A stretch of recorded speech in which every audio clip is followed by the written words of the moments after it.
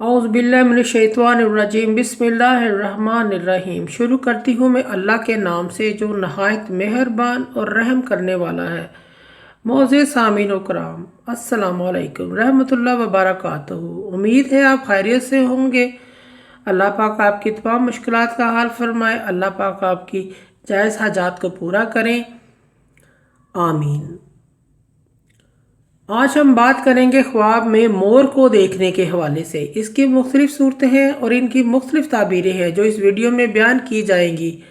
अगर आपने इनकी मुख्तलिफ सूरतें और मुख्तलिफ ताबीरें जानना चाहते हैं तो इस वीडियो को एंड तक आखिरी देखें और इस चैनल को लाइक और सब्सक्राइब भी करें और आप घंटी के बटन को भी दबा दें ताकि आपको आने वाली वीडियो का नोटिफिकेशन मिल सके।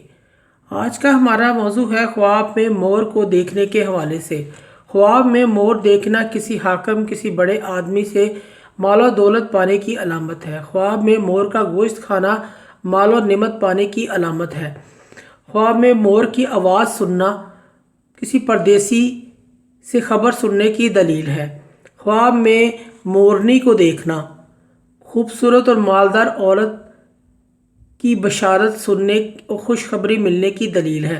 ख्वाब में मोर को नाचते हुए देखना दौलत हासिल होने, बुलंद मर्तबा पाने की अलामत है। ख्वाब में मोर को गिरजते चीखते हुए देखना मुसीबत की अलामत है। ख्वाब में मोर को बोलते हुए देखना मुसीबत और तंगी की अलामत है। ख्वाब में नर मोर को देखना हाकिम वक्त से इज़्ज़त और बुलंद मर्तबा पाने की अलामत है। मौजूद सामीन व कराम, अगर आपको हमारी वीडियो ये अच्छी लगती है तो इसे सदका जारिया समझ के ज़्यादा से ज़्यादा शेयर करें। अल्लाह पाक आपकी दिली मुराद पूरी करे, आमीन। अल्लाह पाक आपके हामी नासिर हों। जज़ाकल्लाह।